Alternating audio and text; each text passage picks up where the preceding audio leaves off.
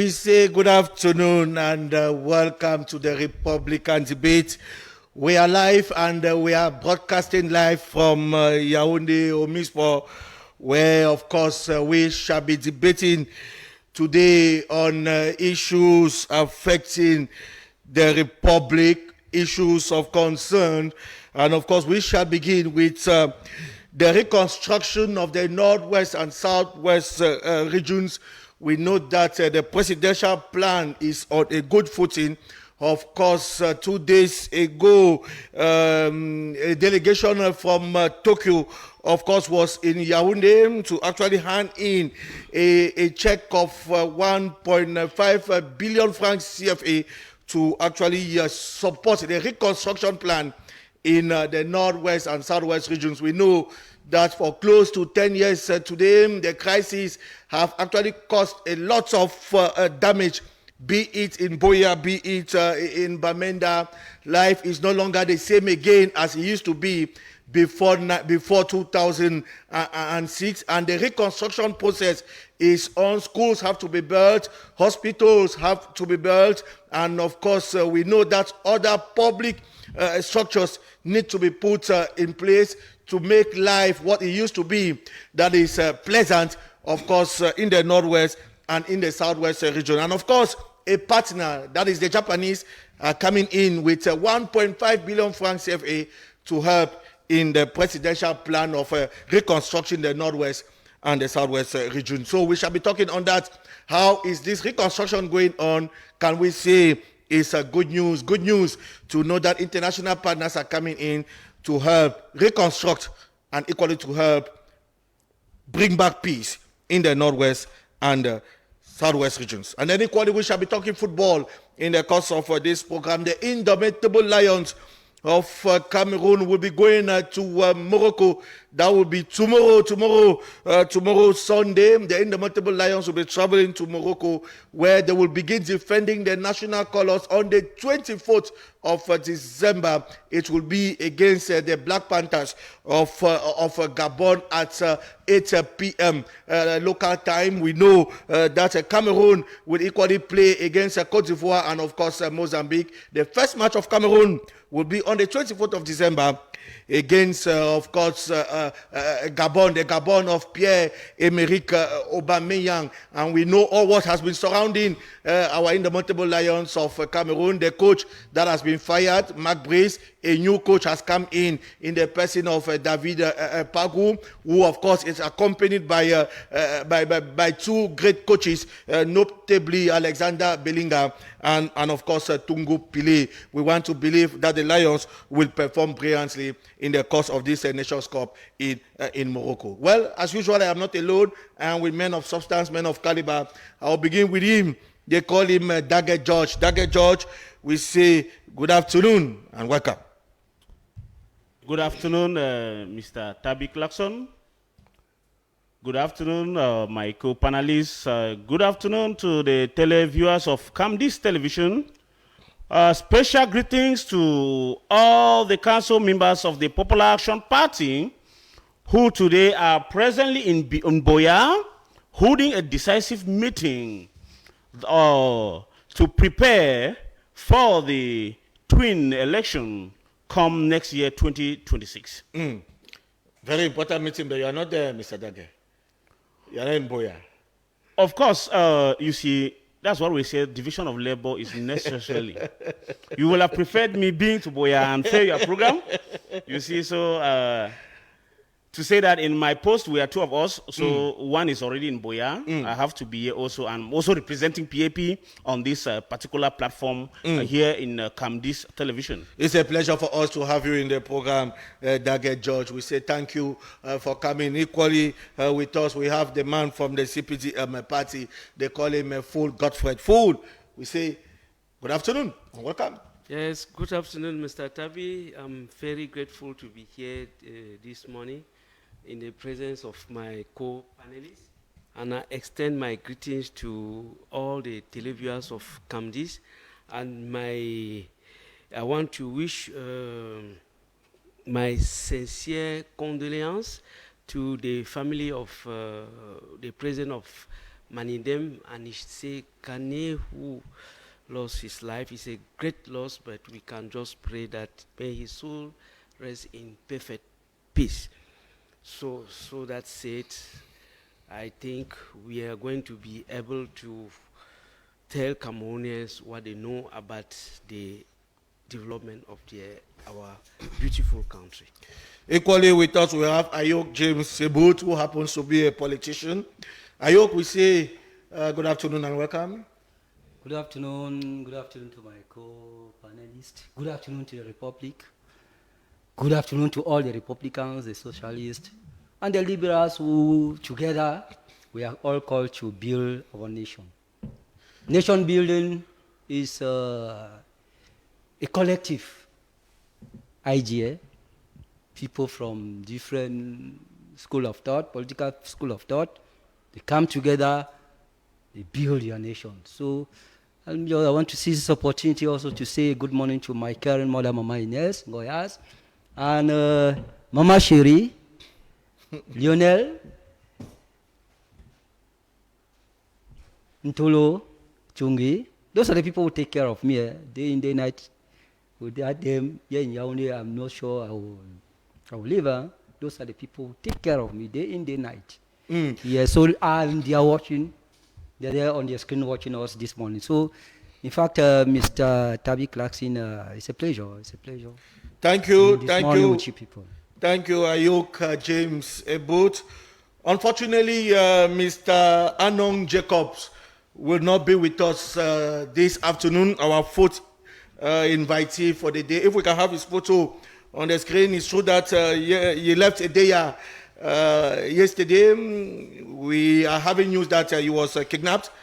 And of course, up to this moment, before entering this studio, some few minutes ago, I just received another message saying that Mr. Anong finally is a free man. That is the good news, because yesterday he was actually attacked and kidnapped by some gunmen, unknown gunmen, and finally he has been released because I just received a message some few minutes before our program. That is the good news that we are having. We want to believe that Anong Jacobs will be with us next week for him actually to tell us the circumstances surrounding the attack and why not the kidnap. So we say we thank the Almighty God for freeing, of course, Anong Jacobs.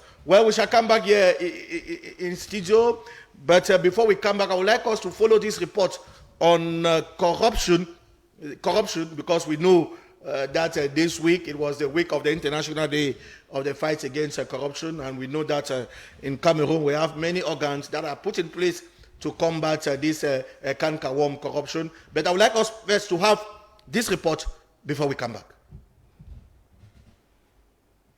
Corruption remains one of the most significant barriers in Africa's progress, slowing development, weakening institutions, and limiting citizens' access to quality services. It is within this context that the third edition of the Forum on Governance and the Fight Against Corruption in Africa, organized by Environment for Life, brought together key stakeholders in Yaoundé to reflect on the urgent need to strengthen governance systems across Central Africa.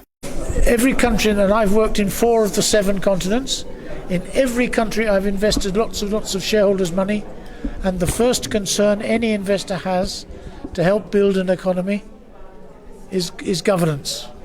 Well, how is the governance?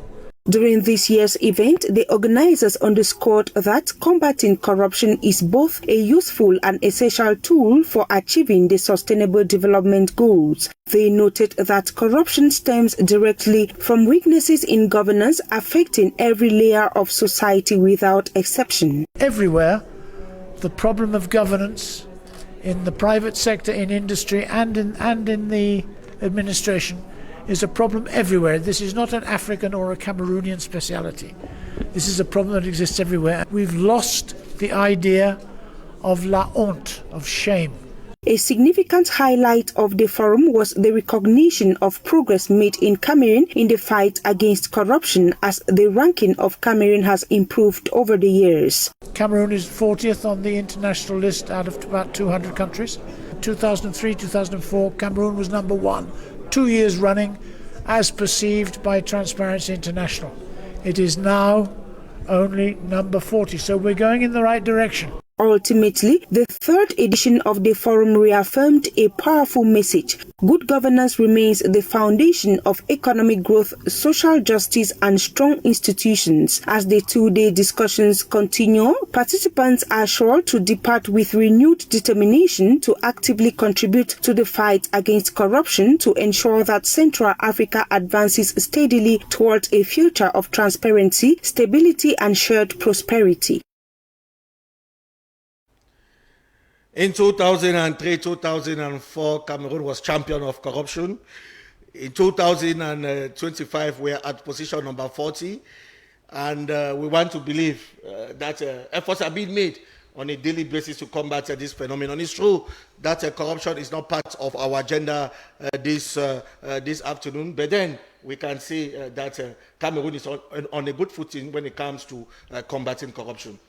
Mr. Tabi, one of the reasons why Cameroon is underdeveloped today is because of high level of corrupt leaders in high places.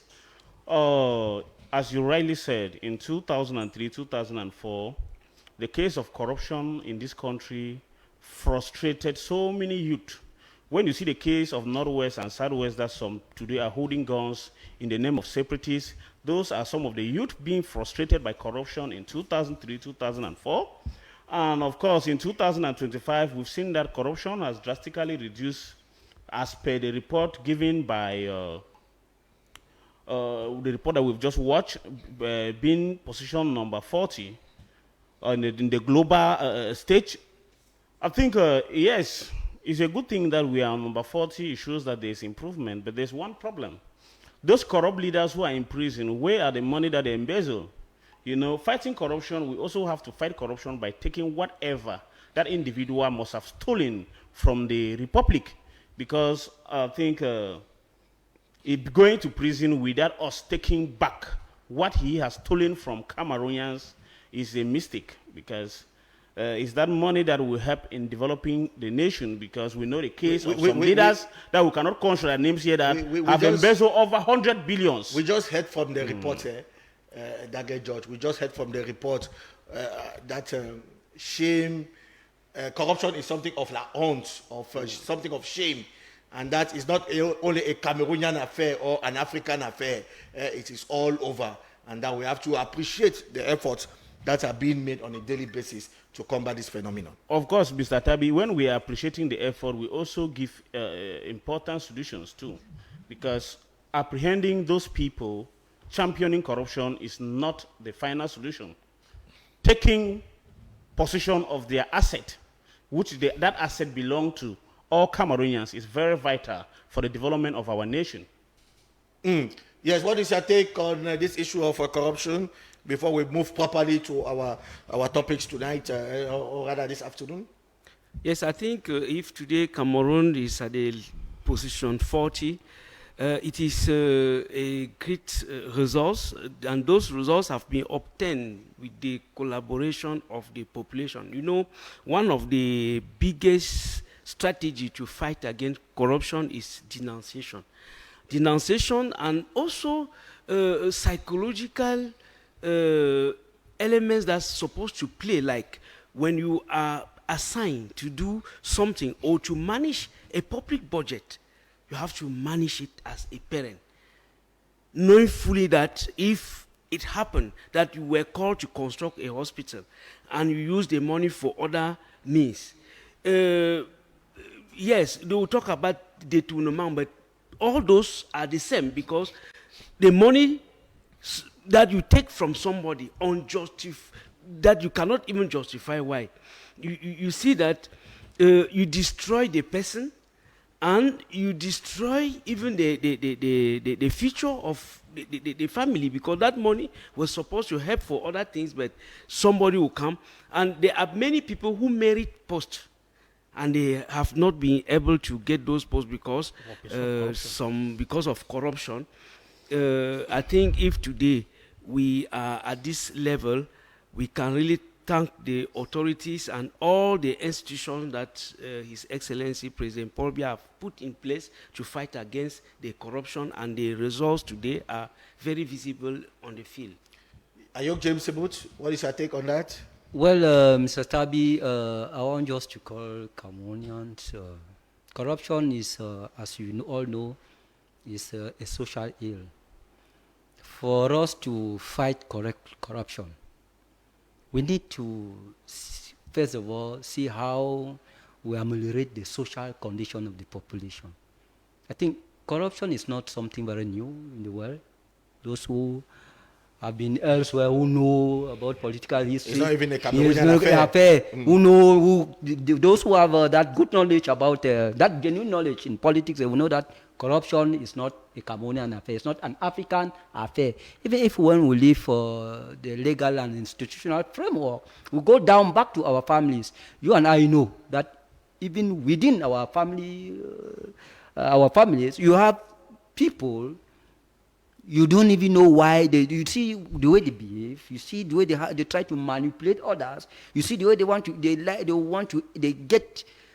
get things that doesn't belong to them. They use very fraudulent means to obtain favor. Even within our family, nobody here will tell me the contrary. So, corruption, I think, as time goes on, as we're fighting, as the government is fighting, is trying to ameliorate the living condition of the population, that's how corruption will keep on shifting. Will keep on shifting, will keep on going until we'll get to the point where at least it will go right down. It will continue to exist because even in Europe or in America, you still have corruption. Corruption is not only at the level of the government. You have it at the private sector. You have the private sector where corruption is also very rampant. So corruption is not only at the level of the government, but the government should put in place a mechanism whereby together we join hands together to fight back that corruption. I think as time goes on, corruption will reduce drastically in Cameroon. I'm very convinced that we'll be able to do something about that. In 2003, 2004, Cameroon was at position number 1. In 2025, we are at position number 40. We want to believe that maybe in 2030, Cameroon will be in position number 60. It's possible because it's a matter that concerns all of us. We have to combat corruption. Can we have our topic on the screen? The very first topic as we discuss reconstruction of the Northwest and the Southwest regions of Cameroon. The government of Japan has given 1.5 billion francs CFA some 2 days ago to actually help the presidential plan to reconstruct the Northwest and the Southwest regions. We can say it's a good news coming from Japan, good news coming from the presidential plan to rebuild the Northwest and the Southwest regions. Thank you, Mr. Tabi, for bringing this topic at this particular point in time, where our country is at a point where we need to take good decisions in order to not to mar the situation of our economy. Talking about reconstruction, Mr. Tabi, reconstruction is not the first element of conflict resolution. Yes, the crisis in the Northwest and Southwest region of this country has been there over 9 years. As I'm talking to you here right now, in Donga Amantung division in Wowo village, about 9 people have been killed as a result of separatists fighting with the Fulani herdsmen in that area. And you know this occurred during the period where the people in Wowo village are celebrating the funeral of their fawn who passed away some years back. And when we talk of reconstruction, we should first of all talk of a national dialogue, a sincere and inclusive dialogue that will involve people concerned directly.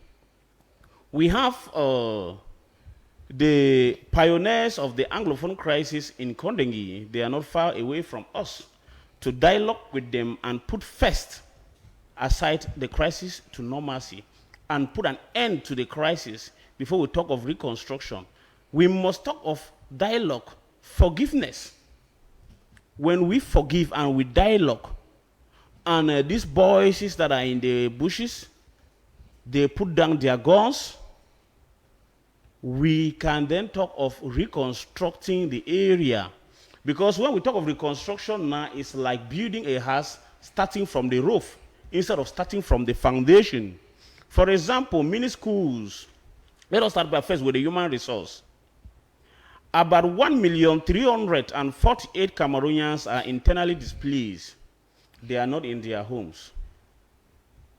About 987,469 Cameroonians are refugees in Nigeria. They have left their comfort zone because of this crisis.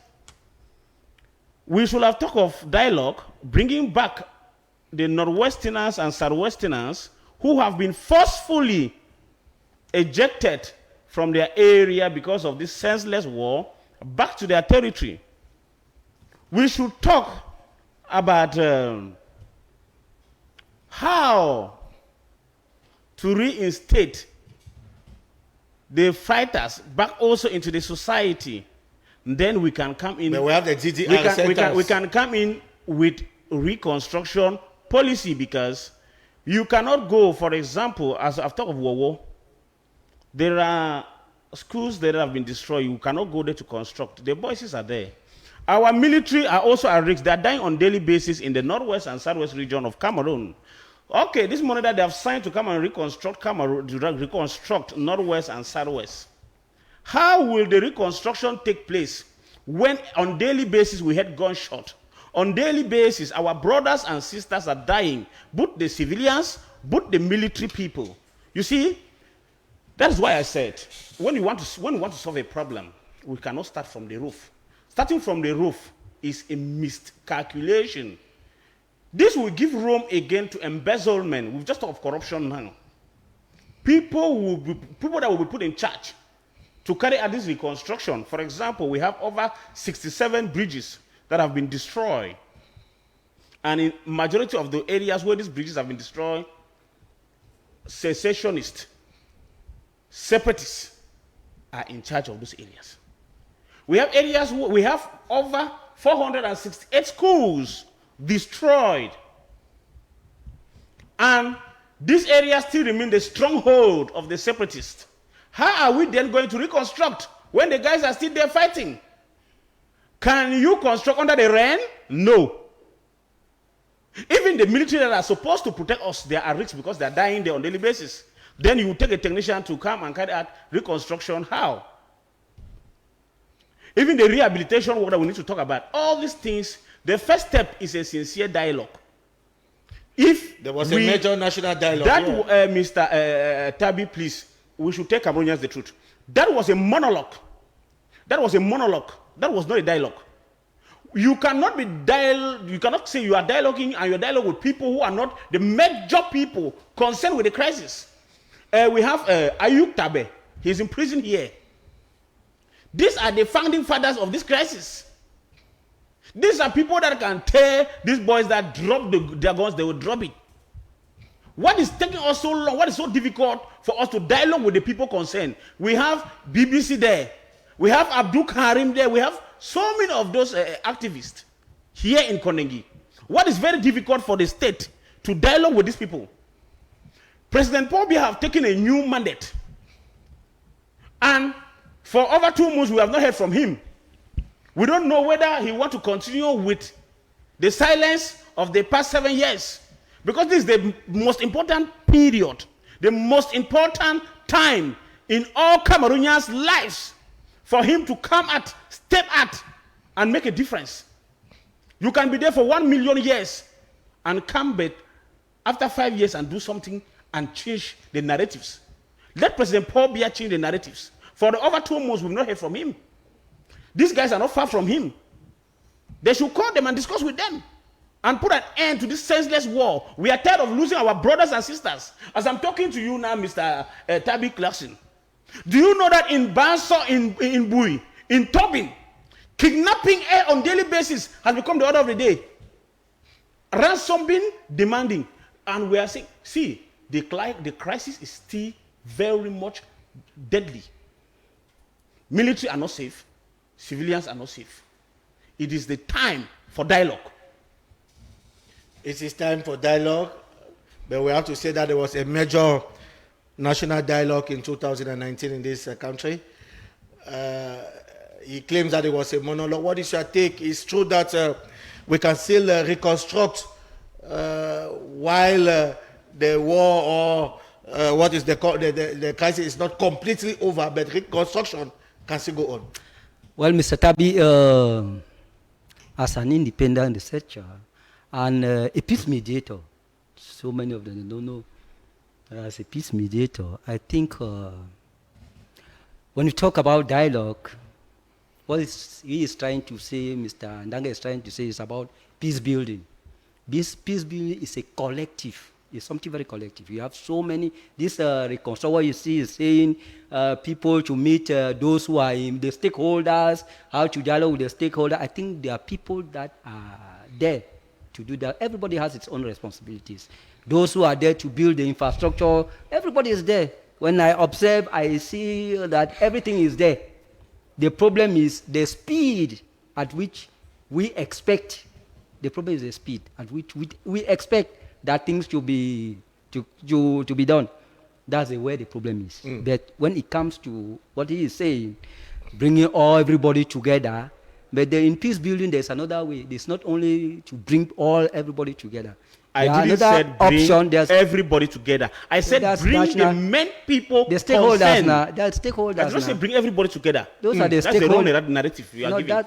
The stakeholder. When I say everybody, it means the stakeholders. I said the major actors. We cannot all talk at the same time, please. I cited names. We cannot all talk at the same he's time. trying to give a wrong impression of my submissions here. No, I'm not talking about you. Let him just give his opinion. I'm talking like a peace mediator. We call them stakeholders. Those who are directly involved and those who are indirectly involved. Don't forget that in any conflict, you have those we call the spoilers.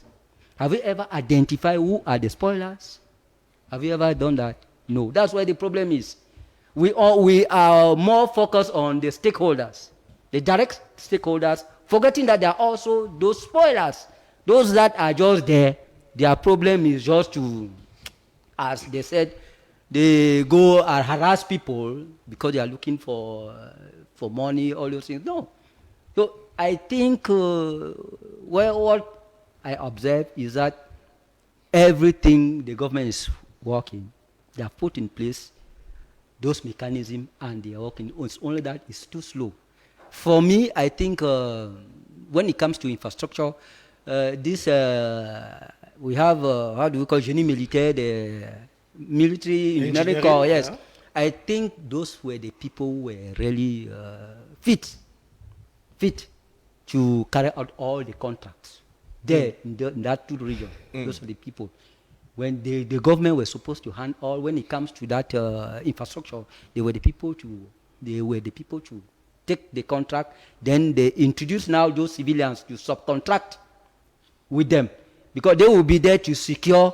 I don't know whether you get me very right. I'm getting. So yes. So that's the only thing I think the government should think again, to rethink. You know, and people should know that to destroy, it's very easy to destroy, but very difficult to build. I'm talking like a builder. Very easy to destroy, but very difficult to build. You can take 5 minutes to destroy something that will take you a whole year to rebuild it. So what are you saying concretely? So concretely, I said let the government receive, let the Prime Minister, who I know is a chief.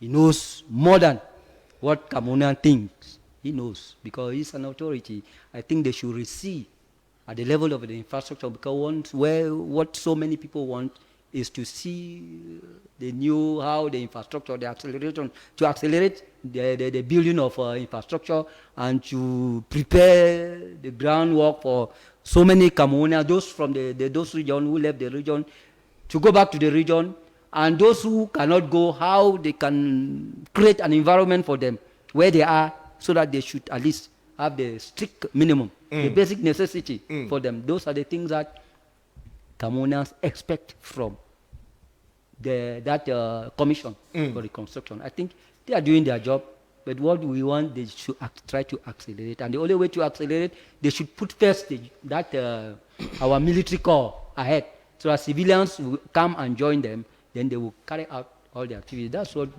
for me, that's what I think we should try to receive and think again before 2026, we launch again this new phase of that project for reconstruction. The reconstruction with a plan, the presidential plan, of course, that has the intention to give another new facelift to the northwest and southwest regions. We know that these two major regions have been damaged because of the crisis that erupted in 2006, in 2000, of course, and 16 rather.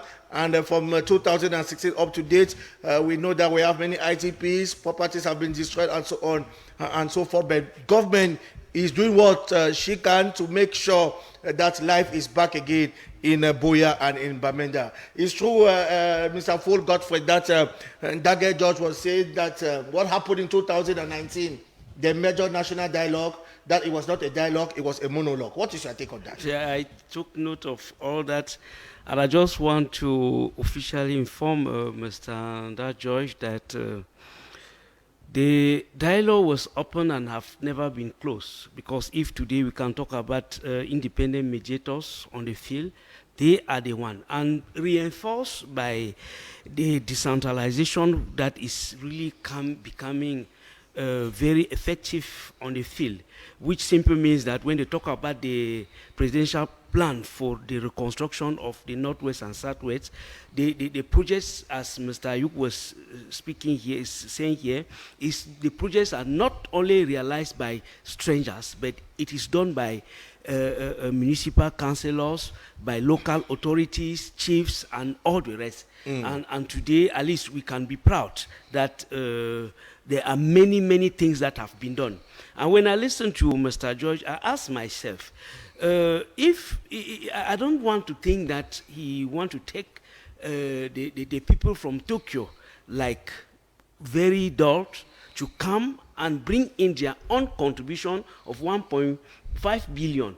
Or Cameroon was supposed to refund the 1.5 billion because they want to bring back the men, the IDPs, they have to bring back the people. I want to make him understand. You know, this crisis have destroyed many things. When we talk about, today we'll talk about social cohesion.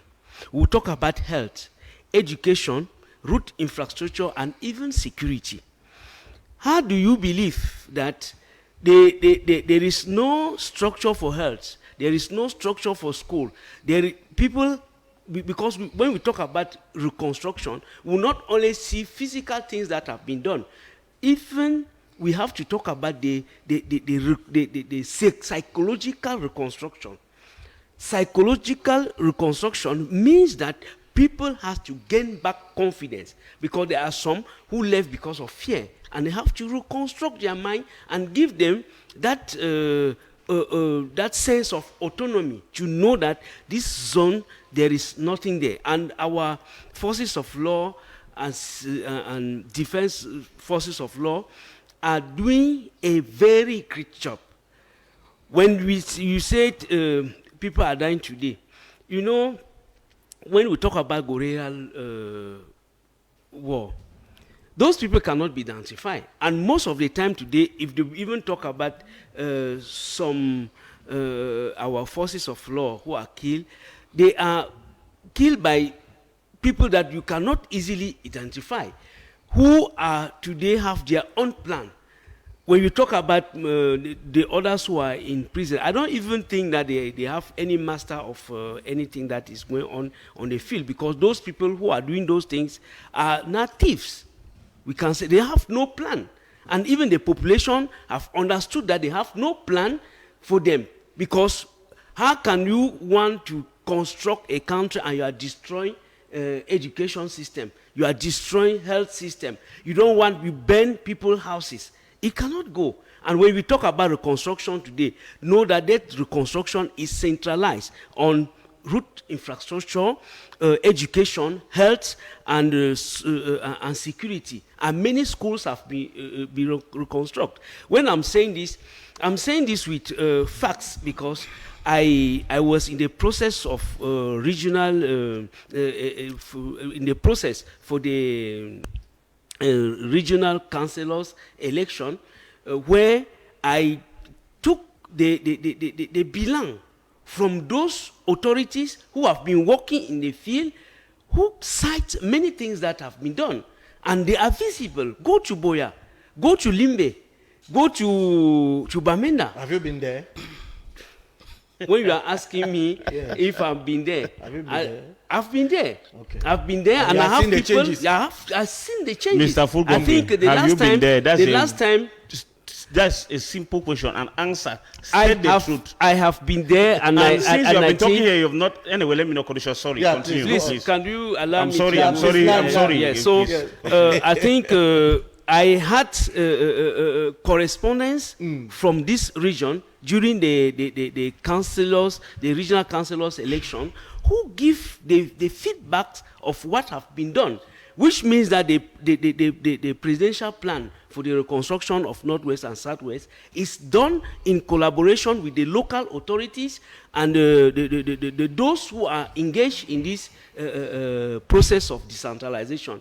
And I think I'm the one who questioned the Minister of Decentralization, Elanga Obam, who clarified to Cameroonians that the two regions are going to have a special budget which will join with the budget for the reconstruction. And today, I think many things have been done, and many things are still to be done. And that is why you see the international community coming in again with their own support. And we have to welcome those things. We should not sit and say we have to, because instead, when I listen to Mr. George, it is even the reverse.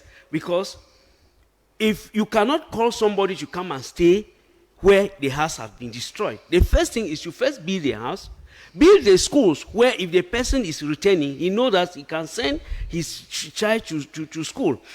Construct the route, because the route infrastructure also brings development. And if those things also today are done, I want to think that we have to thank His Excellency for Excellency all President what Paul Biya. His Excellency President Paul Biya for what he have been doing for these two regions.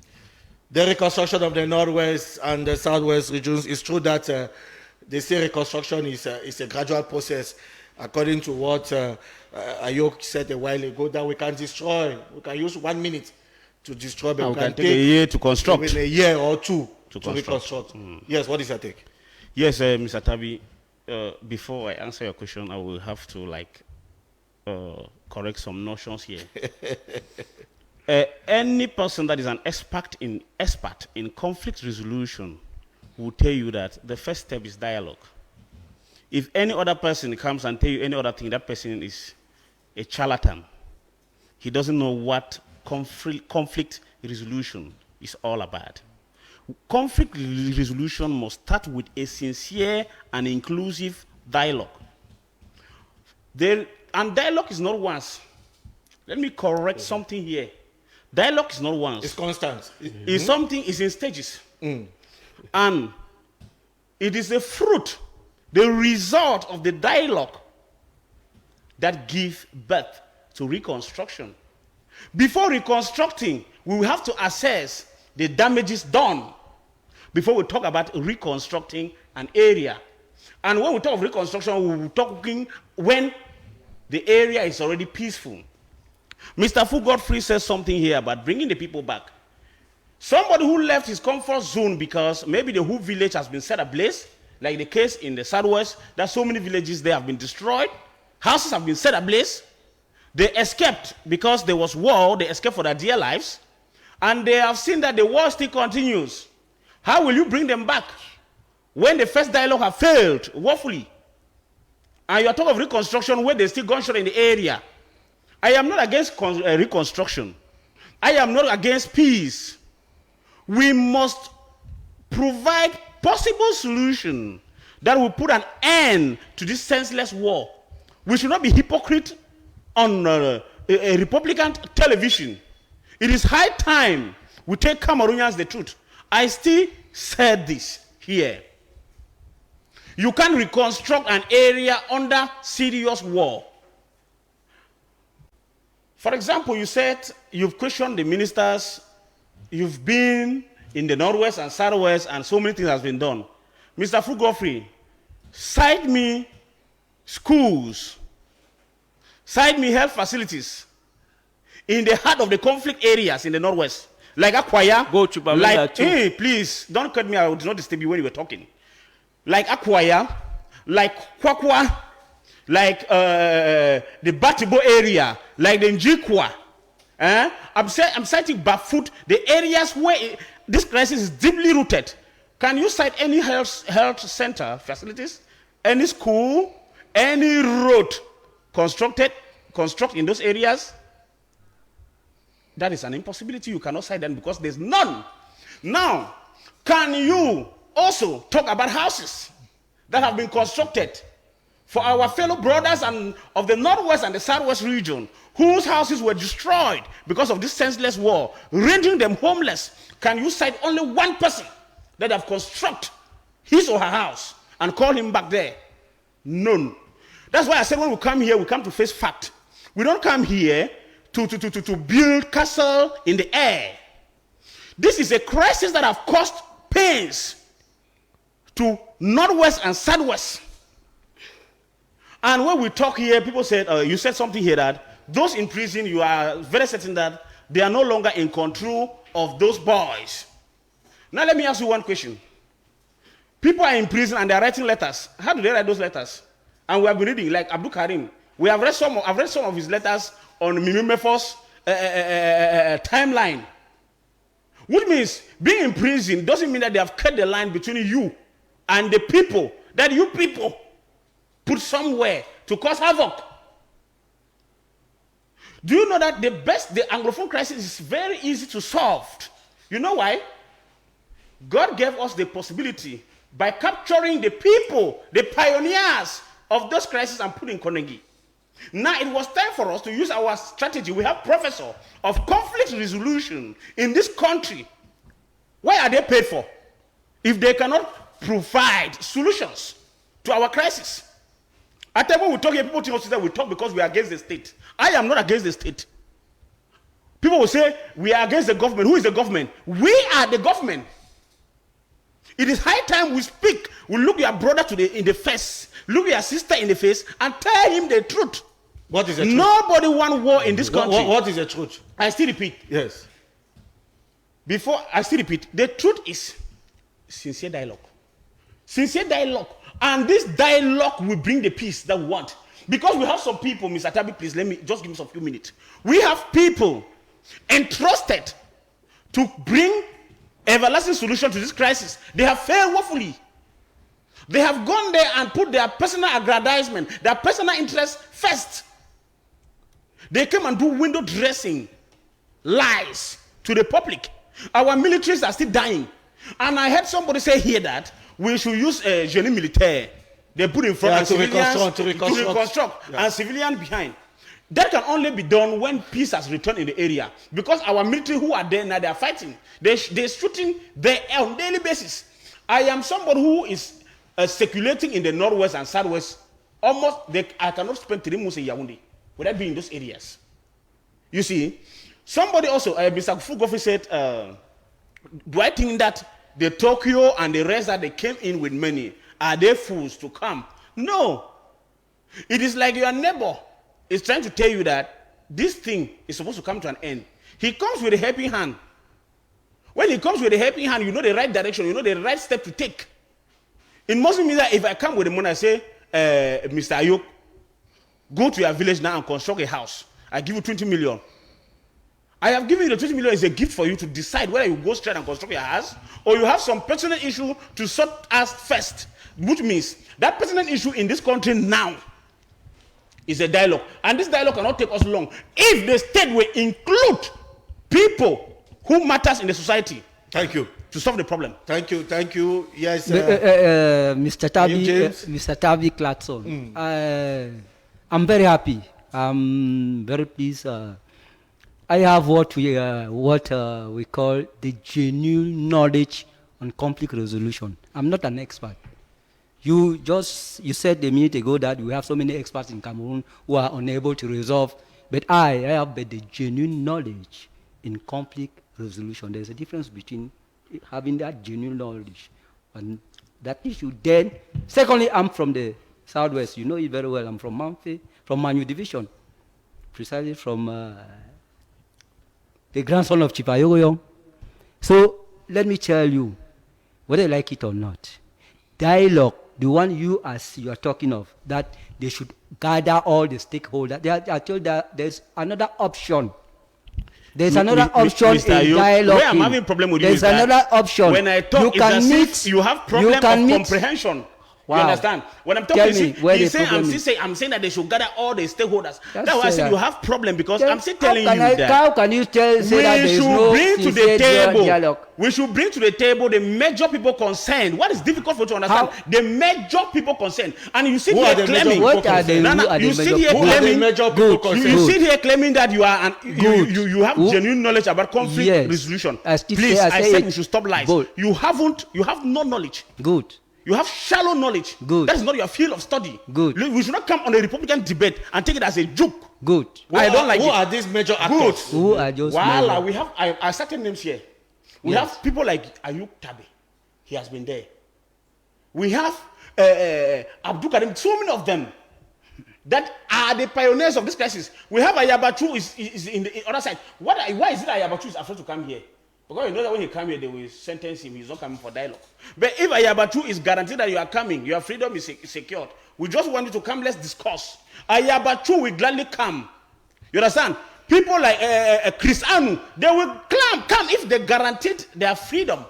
They will come for dialogue. See, dialogue is not about using the harsh method. I was the one to dialogue is not using the harsh method. You doing the right thing. Please, don't mislead Cameroonians. You see how you are not an expert. You think that you are the only intelligent man here, or the only resolution. You don't have any certificate. He did not say he was an expert. Resolution is concerned. Stop confusing whether you have a genuine knowledge. I say, as I was saying, that there is another option when they talk about dialogue. He's saying dialogue.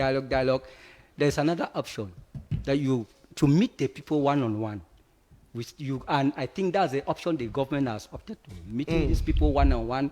Dialogue is not that when you come and meet someone today, you discuss, then he will just accept what you say. No, he may tell you that, I will think over it. The dialogue he is talking about, I want you to use, when you want to use terms that are we use when it comes to conflict resolution. You say dialogue. You bringing people to the table. There's a time for that, but you need to get in contact with them. I think that's what they get for over 9 years. There is a time for that. Good. People are dying. You are joking with people's lives. Allow him to talk. You tell me there's some time for that. Okay, use the terms. You want to use which terms? You know how it takes to resolve a conflict. That's why anyway, I cannot blame you. You have the right to say what you think. So, as I said, that's the option the government has. You have to meet these people to convince them before you get to the table, as him saying. You have first of all to give these people confidence that if they come, their security is guaranteed. Voila. All he's saying. Those are the things. They don't dictate people like that. You cannot just carry people like that. On the table. Yeah, you are agreeing with me that the 2019 dialogue failed because the government never prepared the people's mind. Thank you. We are not yet to talk about the 2019 dialogue. No, we are not talking about the 2019 dialogue. We are looking for the way forward. When you are still going back, history can never predict. So this presidential reconstruction plan is a good thing. It's a good thing. I say as time goes on, the social, the economic, and the cultural and the political atmosphere as it will be changing, people, the position, the various stakeholders, their position also will change. That's how it goes. So that the government should keep on working. As the environment, the social, economic, cultural, and political environment changes, the people's mindset will also change. The environment will change. And the people with their decision will also change. So that's what I'm saying. I'm not saying that dialogue, you should forcefully get the people. You cannot force someone to go to sit on the table for dialogue. You cannot force him.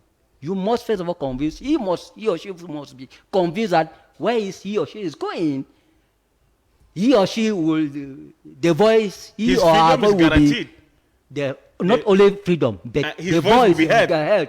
So Thank that's you. what you are here, you say, you think it's like, what you are saying, I'm against what you are. I'm not against what you are saying, but I told that there's another option. You are when just it saying the comes same to thing with me, just that you don't want to listen to Okay. me. So how you You've say just that said the one? same thing with me. Yes. now. You want to get, you didn't want to get to the root. No, I said you have just said the same thing with me. You Well, like ask no. Mr. Tabi, who's the moderator. No, I you said are saying the there's same another thing with option. me. Okay. The one that you said that they should At the get same freedom time, of you the want to people. claim that you are refusing. Let's take a viewpoint of Mr. Full, Godfrey, the communication man of the CPT party. It's true that that guy is accusing the regime or the government that enough is not being done to put an end to the crisis, despite the efforts that you are seeing, because you went to Buya, you equally went to Bamenda, during the and you are regional seeing the election. changes. Yes, the changes Gradually, again. peace is returning, Yes. and the structures are being put in place gradually too. But he thinks that reconstruction cannot take place without completely solving the Anglophone problem. Yes, for my understanding, I don't want to say in his mind to know exactly what he put in the dialogue. Yes, the content of his dialogue. But I want to think that he is, for those who are listening to us, it seems to confuse propaganda and dialogue. Propaganda, you create a forum where many people will come from left and right, and they sit and they make like if they were dialoguing. Like you created in 2019. Let me tell you something. That was propaganda. Let me tell you Thank something. you. I understand. No, if I said the dialogue of 2019 was open and have never been closed, and today we are talking about independent mediators who are on the field and who are giving facts and information, who are working with local authorities to permit those who are engaged in that presidential plan for reconstruction of Northwest and Southwest to do what is necessary. Because when you talk about reconstruction, if you go and build a route where people are not staying, you see it is a wasted. So there are people who give information and on daily basis who are in contact with those who have been affected by this crisis. So now when they talk about dialogue, if you want to make the dialogue to be as a propaganda, that's to show people that when they are calling this man to come, who told you that even if those people are in the prison, let me tell you, when you are in detention, it's simply, they can exploit you by getting some information. And I think last time the president was in America and he received some people who were really who were really involved in that issue of crisis. He received them and he dialogued with them. So the ways of the government are not our ways. They have their own way. When today we are talking about 1.5 billion, now you can commend the 1.5 billion, but you don't know how it comes. You don't know the communication that passed between the government and the people who brought the money. So sometimes, I think when we are talking about dialogue and reconstruction, we have to make the difference. Dialogue is what I call here the psychological reconstruction. And when we talk about psychological reconstruction, it's to bringing back people to understand that they miss their way and they are doing a wrong thing. But if facts are already on the field that health centers have been destroyed, schools have Before been we continue, your destroyed, definition and of all dialogue is totally wrong. And schools have He's been talking of destroyed. psychological dialogue. Security. No, he denied, he said dialogue, Please, psychological can you listen dialogue. to me? That's not I'm dialogue. just pleading. Please. So we have all those things that have been destroyed. And today, if they are putting them back in place, I think it's something to be saluted. And we can only be happy because he himself talking here, he cannot explain to us how the route Babaju Bamenda was done. But you know, I don't like people who are good in commenting what is negative. When some things have been done that you know that the Northwest and Southwest are not the same today as those crises started. People have regained their confidence. People have gone back. Schools have resumed. And you come and sit, you cannot even recognize. Yeah. I said I was one of the person who were conducted the regional election. And we get the facts from the field, from those who are involved. Because when we talk about reconstruction, we should also think of decentralization. Because decentralization is today bring powers closer to the population. And those who are engaged in many projects, reconstruction of schools, roads, infrastructures, and all the rest are local people, and with chiefs, local authorities, people who have demonstrated experience in the field, and today they have gone back to their regions, at least to see what they can do. And I think if Cameroon have engaged themselves in that trend of development, Northwest and Southwest are not going to be left behind. And they have their chance that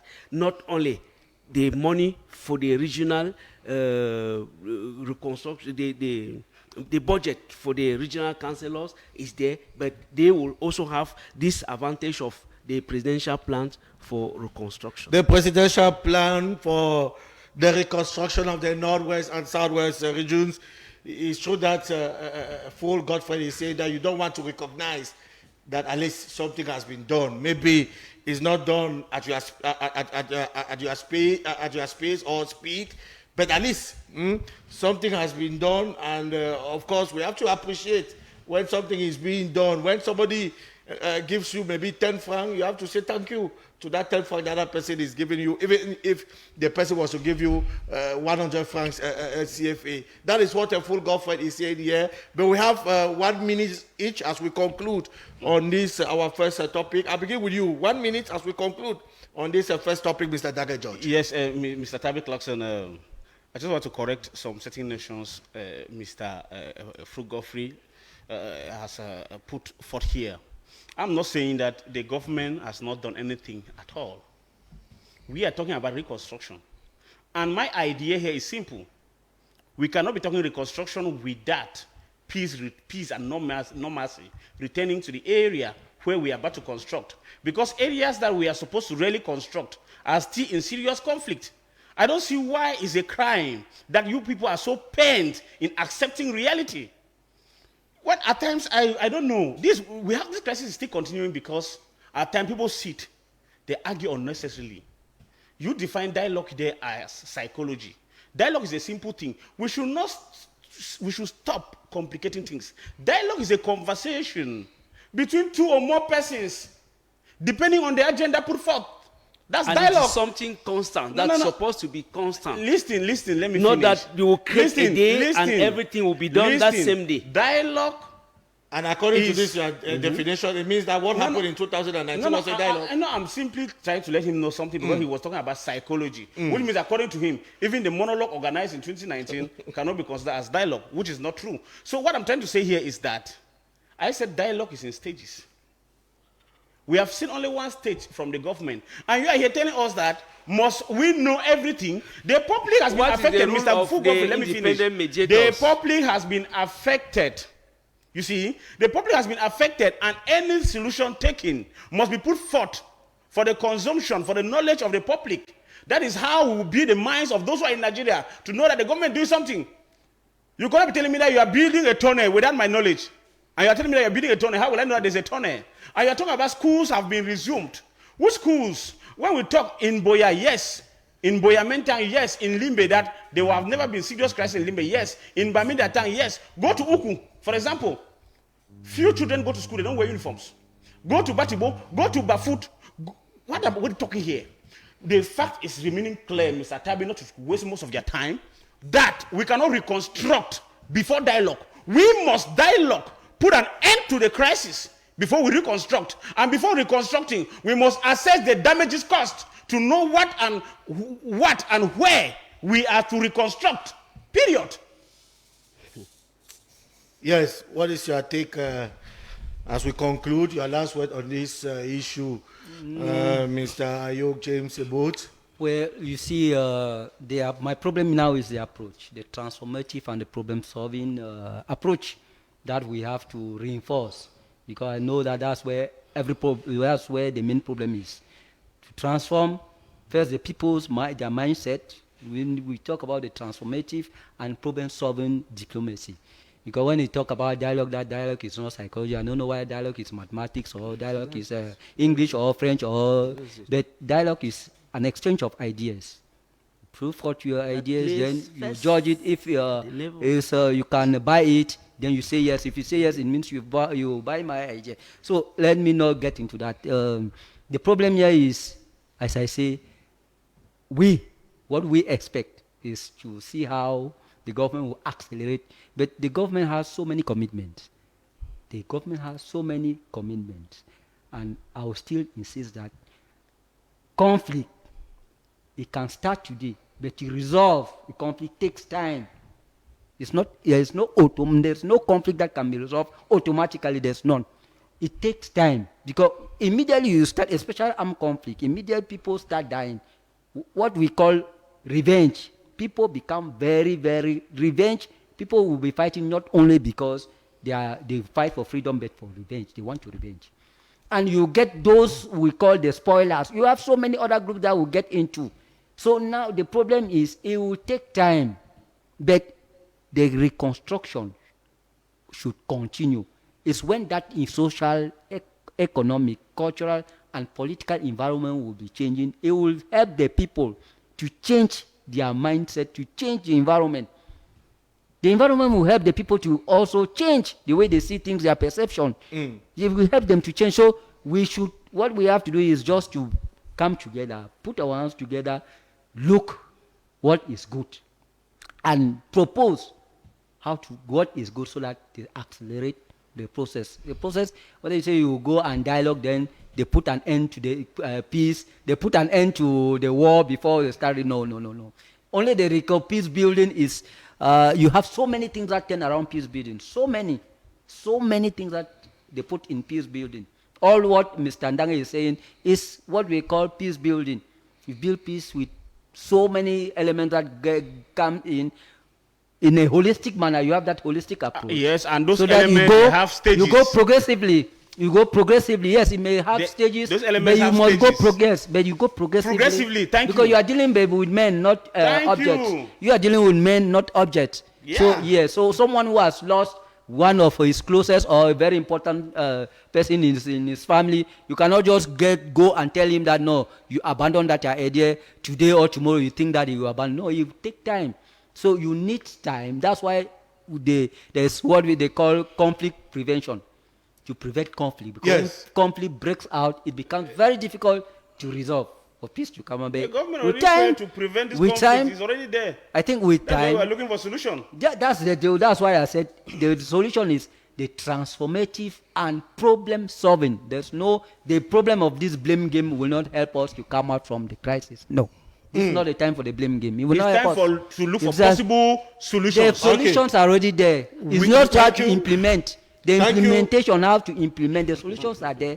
We need just to implement, accelerate the implementation. The solutions are not there, Mr. Ayo. Thank you. Some people don't want to apply it. No, not everybody. They are there. For a project, let me tell you, for a project to be implemented, you need people who carry that project in their flesh and blood. Your minute is over, please. Your minute is over. Thank you. Sorry, Mr.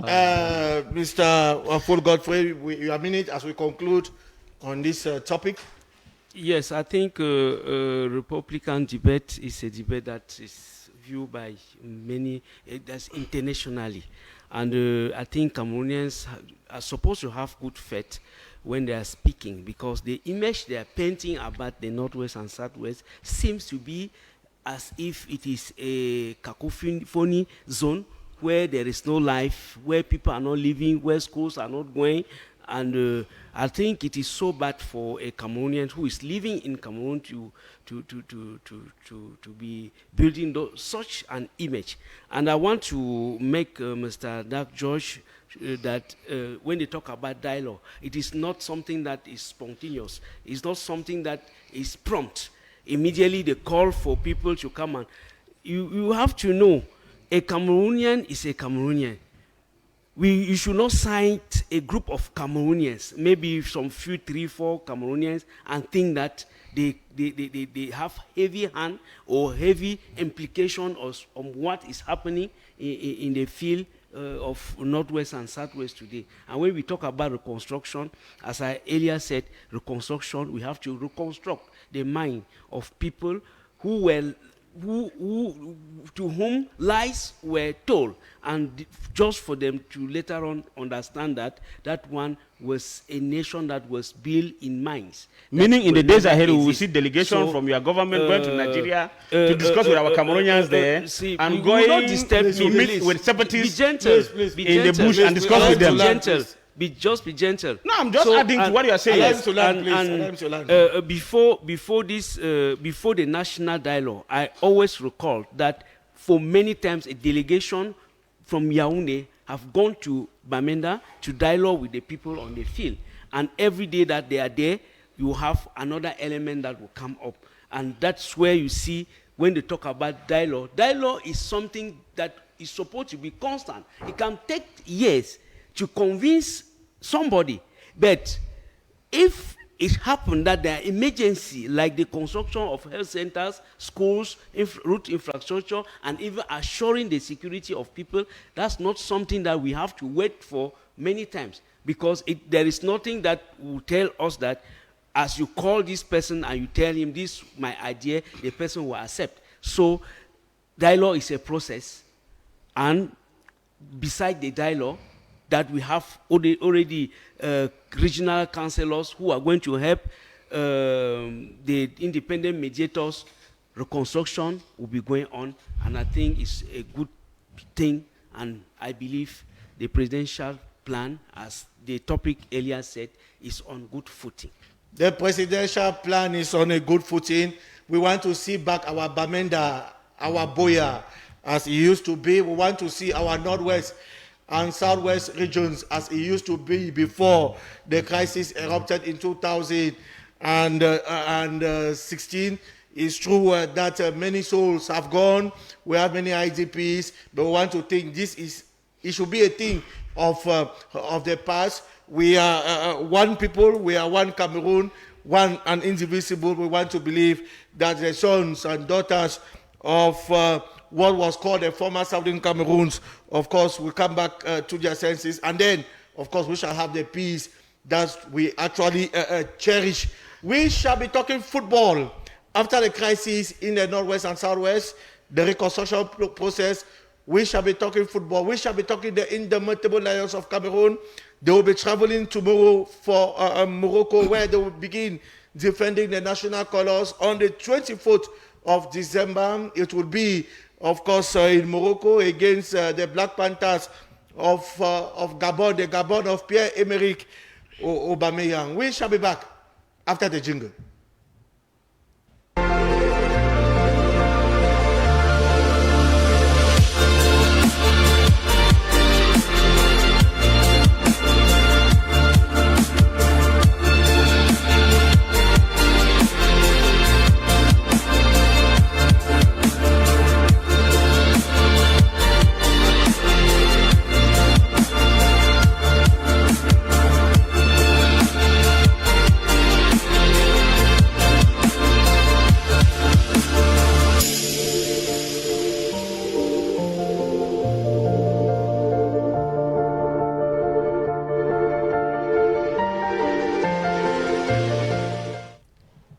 Cameroon, the indomitable Lions of Cameroon. Football is something that unites the sons and daughters of this republic, especially when the indomitable Lions are playing.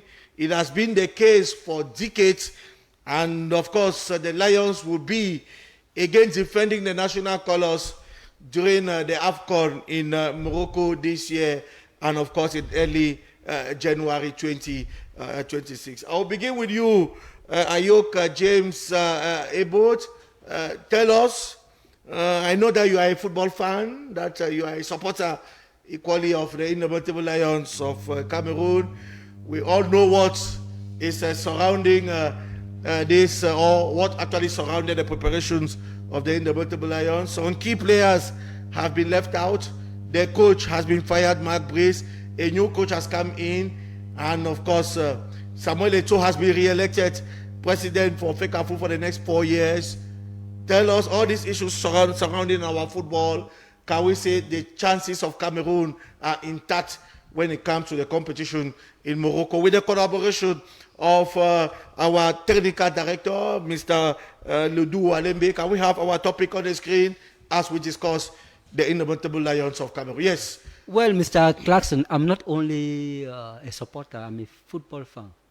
I happen to be organized an interquarters in Mr. Ndange's Ndonga Mantum. No, Ndonga Mantum, the headquarters in Kambe.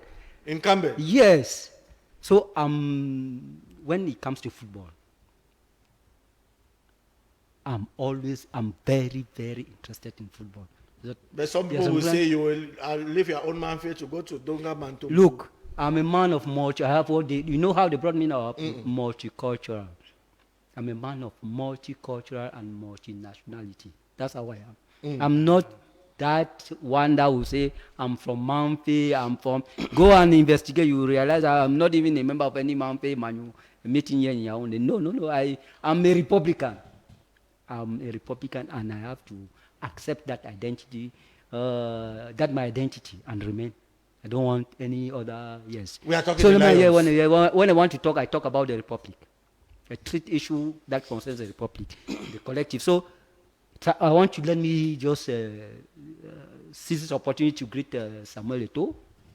Yes, because that's, they say the right man at the right place, doing the right thing at the right time. It's just that, you just need to be patient. Like many other Cameroonians in so many other domains, that they need patience to reform and transform the mentality of the people. You know, there's a problem in between the law and the people's habit. It's true that we are not talking Samuel Eto'o, but yes, you made mention of the right man at the right place. Because FECAFOOT start when one talk about football in Cameroon, we start with FECAFOOT. Yeah. Who helped? He has been re-elected president for the next 4 years. Yes. Secondly, I will come the coaches. I know Mr. Tungu Pile. I know about the men, Mr. Pago. I know them. I know they are the right people at the right place. Then coming to the national team and the selection, I don't doubt those guys.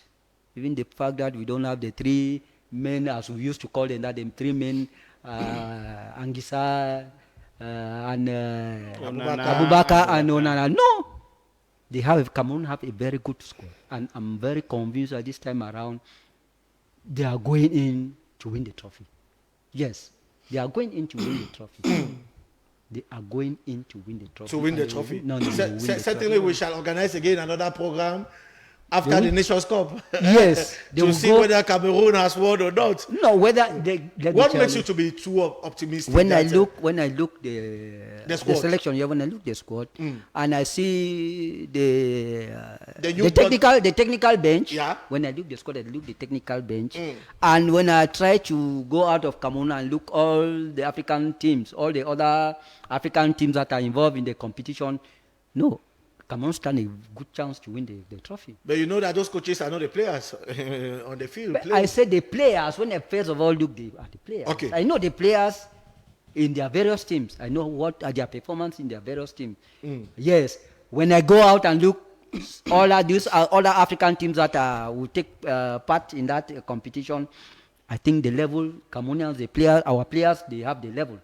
So they stand that better chance to win the trophy. It's true that many questions are being posed that who will be the next captain of the Indomitable Lions of Cameroon. We are looking forward to see the choice that David Pago will make on the 24th of December, given that there is no Abubakar, there is no Choupo-Moting, there is no Zambo Anguissa, there is no Andre Onana. We want to see the choice that David Pago will make as to what concerns the captaincy of the Indomitable Lions of Cameroon. It's true that when it comes to the technical bench of the Indomitable Lions, this time around we have people who really matter when it comes to football training.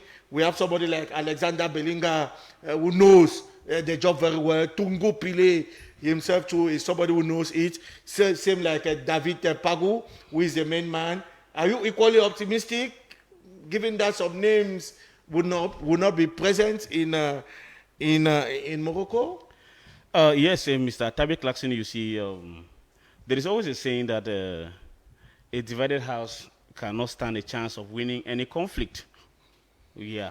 This time around, we are happy that the dispute between the Minister of Sport and the President of FECAFOOT, Samuel Eto'o, have been resolved, because since Samuel Eto'o have been elected, the President of FECAFOOT for the second time, I've seen from the meeting held by the Minister of Sport preparing the Lions for Morocco.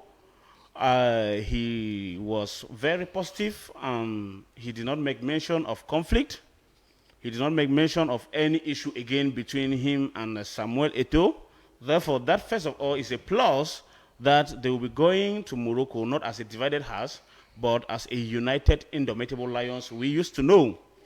Secondly, when you look at the coach, David Pago, he is someone who is resilient, calm, and knows what he wants, and knows exact time to make changes in the field.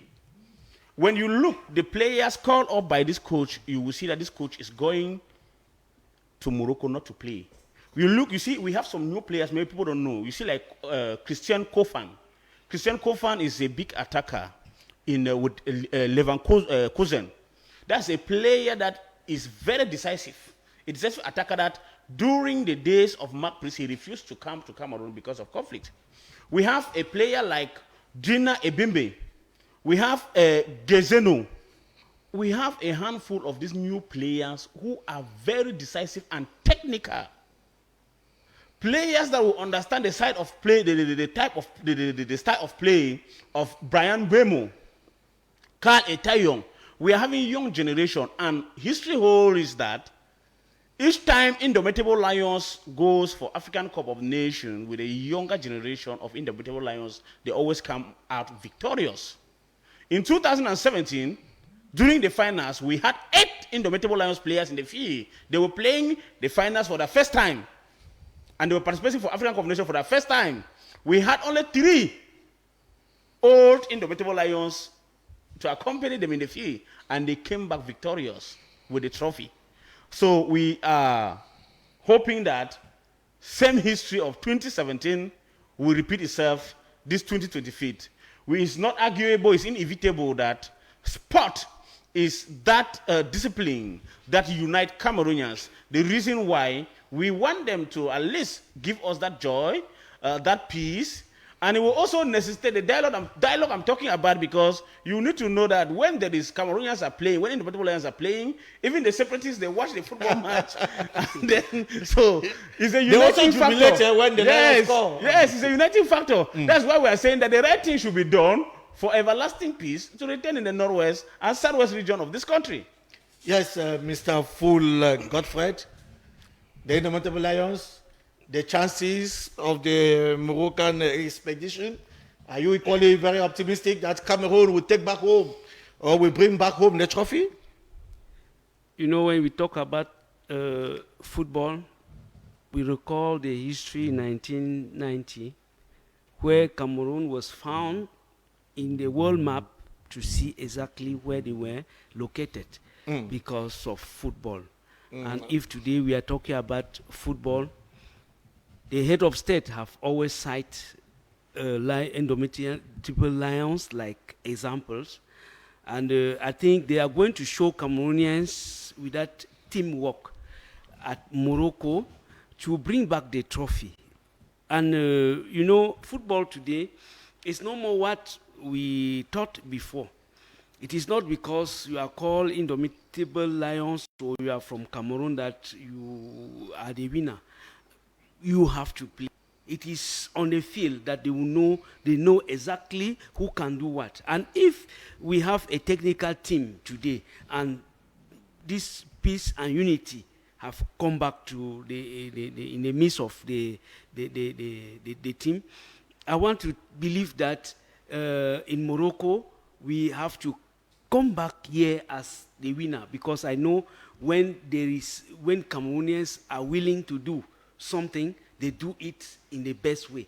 And our officials, especially the Ministry of Sport, the Minister of Sport and all the other officials have put everything in place for the team to be to be psychological update and to play with a lot of zeal, because I think His Excellency President Paul Biya need that victory also.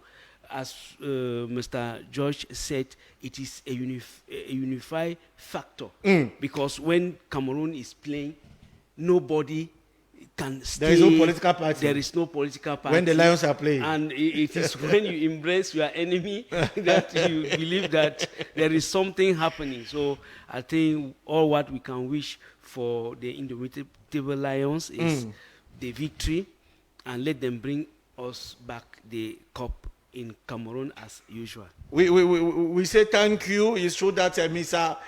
Hassan Sama is giving kudos, congratulating you people for the panel today, that you people have spoken well, especially on the first topic. Mr. Hassan Sama is a conflict expert. He's a researcher equally, and we know that he is a researcher in the Anglophone crisis, and of course he is watching the program live from his neighborhood over there, the Bankolo neighborhood here in Yaoundé.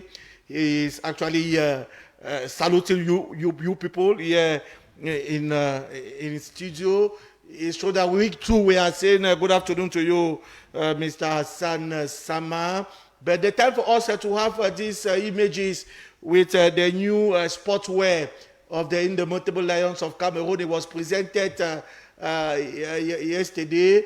Of course, Samuel Tofis and even Albert Roger Mila, the roving ambassador, with the new sportswear of the Indomitable Lions of Cameroon. We can admire their beauty, not only the men but equally the women. We can see Moustique, the charismatic. We can see Albert Roger Mila. We can see Samuel Etofis and other officials. Celine Eko, the first vice president of the National Football Federation. We are the Lions. Yes, of course, we can. We can win in Morocco. And of course, there is now serenity within the house of the Indomitable Lions of Cameroon. We are concluding. Each speaker will have 30 seconds. Before we go, I'll begin with you, Mr. Ayok James Ebot. Your last word on the Indomitable Lions in 30 seconds as we are concluding the program. I pray that spirit the President of FECAFOOT has brought into Cameroonian football should continue. Yes, that spirit, that he should never feel discouraged. That the habit we Cameroonians we've developed, that habit is not easy. It's not one day that you can do away with a habit that people have cultivated for a long time. That let him keep on, and we are behind him. Personally, I'm behind him. Let him keep on working on that. I think success I see already Cameroon. That cup, yes, coming back to Cameroon. With the trophy back here in Cameroon. Yes, Mr. Daggett George, your last word, 30 seconds please, on the Indomitable Lions. I will just take this opportunity to, first of all, appreciate the works of President Samuel Eto'o, making life comfortable for all the players. For the last mandate, we have not heard of players crying of their money not being paid, crying of not having hotels to sleep in. That is kudos to Samuel Eto'o. And we wish all the Lions the best in Morocco. Thank you. And that let the spirit of Hemley continue to be with them. The fighting spirit. Yeah. That spirit of Hemley, fighting spirit. In 30 seconds, we conclude. Mr. Full Godfrey?